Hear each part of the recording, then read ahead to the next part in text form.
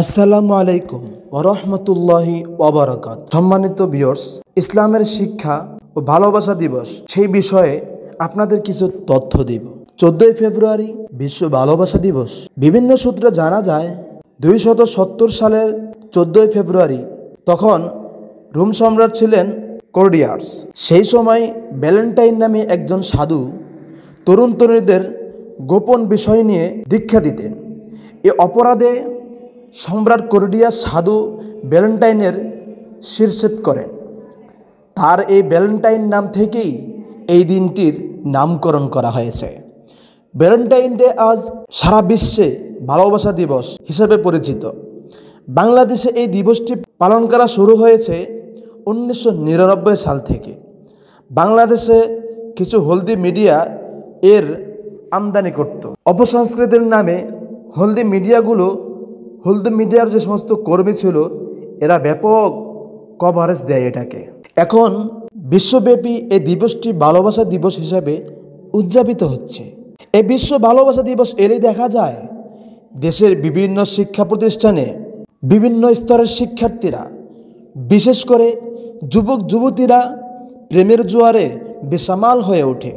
নিজেদের রূপচর্চা সৌন্দর্য উজাড় করে প্রদর্শনের জন্য রাস্তায় নেমে আসে কে। শুধু তাই নয়, অসংখ্য শিল্পীরা অর্শি আঁকার জন্য তারা বসে থাকেন রাস্তায় হাত পেতে।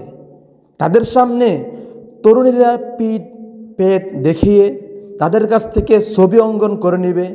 তারা ছবি আঁকার জন্যই রাস্তায় বসে থাকে। তারপর রাত পর্যন্ত নীরবে নিভৃতে প্রেমিক প্রেমিকারা খুশ গল্প, খারাপ গল্প, অসামাজিকতা, অনৈতিকতা, অশ্লীলতা, বেহায়াপনা, নগ্নতা, সবশেষে কখনো কখনো দর্শন এবং অবৈধ সম্পর্কে লিপ্ত হয় এ সমস্ত তরুণীরা। এটাই হলো বিশ্ব ভালোবাসা দিবসের বাস্তব চিত্র। তাহলে বিশ্ব ভালোবাসা দিবসের মর্যাদা রইল কোথায়? ভালোবাসা শব্দটি পবিত্র। ভালোবাসা এমন এক অনুভূতি যা মানুষের মনের গহীনে প্রবাহমান থাকে। ভালোবাসা সব মাখলুকের মাঝে রয়েছে। পরস্পরের মধ্যে প্রতিস্থাপনের জন্য আল্লাহ রব্বুল আলামিন প্রতিটি প্রাণীর মধ্যেই ভালোবাসা তৈরি করে দিয়েছেন। ভালোবাসার কারণেই শ্রদ্ধাময়ী মা গর্ভের মধ্যে সন্তান ধারণ করেন।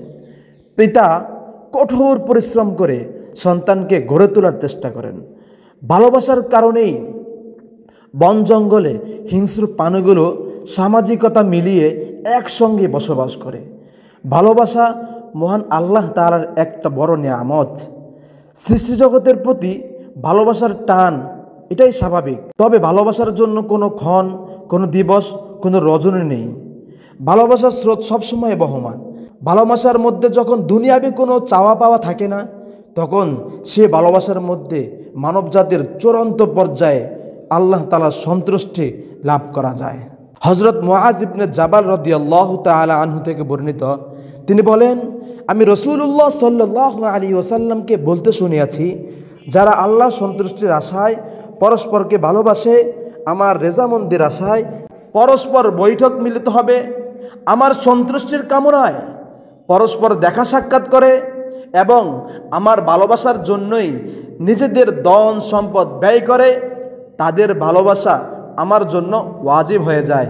মুসলিম শরীফের হাদিস থেকে হাদিসটি বর্ণনা করলাম। আরেকটি হাদিস শুনাই। হযরত আবু হুরায়রা রাদিয়াল্লাহু তাআলা আনহু থেকে বর্ণিত, রাসূলুল্লাহ সাল্লাল্লাহু আলাইহি ওয়াসাল্লাম ইরশাদ করেন, আল্লাহ তাআলার বান্দাগণের মধ্যে এমন কিছু লোক রয়েছে যারা নবীও নয় এবং শহীদও নয়, কিন্তু বিচার দিবসে কিয়ামতের ময়দানে তাদের মর্যাদা দেখে নবী ও শহীদগণ তাদের উপর ঈর্ষা করবে। জিজ্ঞাসা করা হলো, হে আল্লাহর রাসূল, তারা কারা? উত্তরে তিনি বলেন, তারা হচ্ছে সেই সব লোক যারা শুধু আল্লাহর মহব্বতই একে অপরকে মহব্বত করেছে। তাদের মধ্যে নেই কোনো রক্তের সম্পর্ক, নেই কোনো বংশের সম্পর্ক।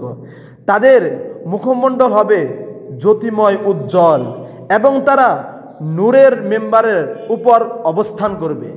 কিয়ামতের বিষাদিক অবস্থায় মানুষ যখন ভীতসন্ত্রস্ত হয়ে পড়বে, মানুষ যখন ভয়ে কাঁপতে থাকবে, তখন তারা কোনো ভীত সন্ত্রস্ত হবে না, তাদের অন্তরে কোনো ভয় থাকবে না। আর মানুষ যখন দুঃখে থাকবে তখন তাদের কোনো দুঃখ থাকবে না। এই হাদিসটি হলো তিরমিজি শরীফের হাদিস থেকে বর্ণনা করলাম। ভালোবাসা দিবসের নাম ইসলামিক বহির্ভূত নির্লজ্জ দিবস উদযাপন ইসলামের সম্পূর্ণ নিষেধ। বিবাহের আগে তরুণ তরুণীর সম্পর্ক দেখা সাক্ষাৎ কথাবার্তা মেলামেশা প্রেম ভালোবাসা ইসলাম ধর্মে সম্পূর্ণভাবেই হারাম করেছেন। কোরআন হাদিসের দৃষ্টিতে ভালোবাসা কেবল বিয়ের পরে হয়ে থাকে। বিয়ের পর স্বামী স্ত্রীর মধ্যে যে ভালোবাসা সৃষ্টি হয় এর মধ্যে অনেক সওয়াব এবং কল্যাণ রয়েছে। অশ্লীলতা নোংরামিতে ভরপুর বিশ্ব ভালোবাসা দিবস উদযাপনের নামে এমন বেহায়াপনা কর্মকাণ্ড কখনোই ইসলাম সমর্থন করে নাই আর করবেও না। অশ্লীল বিনোদন উদযাপন করা ইসলামে সম্পূর্ণভাবে হারাম। এটা হলো একটা পাপের কাজ। কাজেই এ সমস্ত অসংস্কৃতি এবং অপকর্ম থেকে আল্লাহ তাআলা আমাদের সমস্ত মুসলিম উম্মাকে আমাদেরকে হেফাজত করুন। আমরা যেন সর্বাবস্থায় সবসময় আল্লাহ তাআলার অনুগত্য নিয়ে চলতে পারি, আল্লাহ তাআলাকে স্মরণ করে চলতে পারি, রাসূলের তরিকা অনুযায়ী চলতে পারি। আল্লাহ তাআলা আমাদেরকে সেই তৌফিক দান করুক। এই জন্য আসুন আমরা সকলেই সমাজ রাষ্ট্র পরিবার পরিজন আত্মীয় স্বজন সবাইকে এ সমস্ত অশ্লীল এবং বেহায়াপনা কর্মকাণ্ড থেকে দূরে রাখি। আল্লাহ তাআলা আমাদের সবাইকে তৌফিক দান করুক। ওয়া আখির দাওয়ানা আলহামদুলিল্লাহি রাব্বিল আলামিন।